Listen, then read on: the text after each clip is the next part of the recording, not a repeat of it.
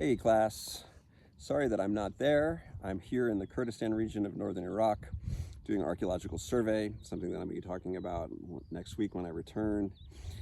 We're looking for archaeological sites and mapping them. A lot of them are really obvious.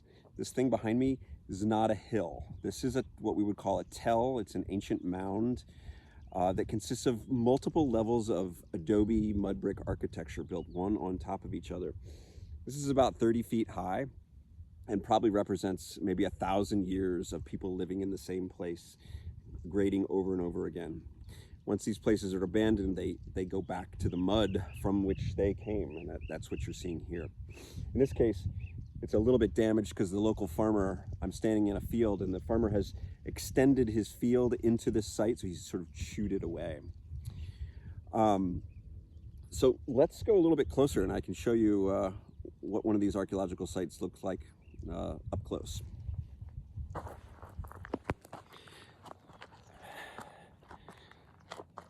Okay, so I just climbed up about halfway up the side of the mound. We were just out there looking up here. And I'll tell you, I don't know if you can see here, but the ground is just covered with artifacts. People were living on this mound. They were making pottery. They were feeding themselves. They were cooking. They broke a lot of stuff. So this all becomes garbage, gets thrown out. And over thousands of years, it starts to erode down the side of the tell. So I just, there's a few hundred broken pieces of pottery nearby. So I grabbed some cool stuff. So here's a jar. If you look at this, looking at the top and the shoulder of a jar, this would have been something that probably liquid would have been stored in. I can tell you from my experience, this is from the time of Alexander the Great, so over 2,000 years old. Here's a small bowl. This would have been maybe about this big, rounded at the bottom. This would have been for serving. Like a family probably would have kind of communally eaten out of this piece until somebody got careless and broke it. This is kind of cool. This is a piece of what we would call slag. This is ceramic that's been really badly overfired. This is a kiln accident. They were making something and the temperature got out of control. This tells us that people sometimes screwed up in the past, but it also tells us that people were making pottery here. So we know a little bit about local economics.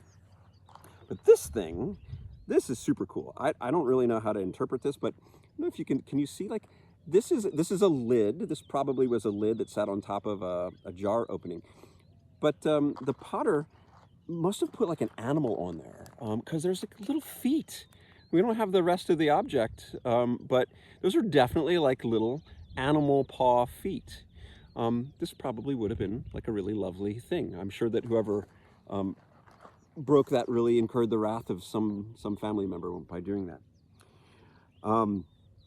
So we're collecting these artifacts, and then we can seriate them as something that you'll be doing next week and possibly even in class today, to tell when people lived on this place. So I want to have a good class. I want to thank especially Professor Liebman, who's here today leading class. I believe that he's like somewhere down there right now. Thank you, Matt, for taking on the class, and I'll see you all on Monday.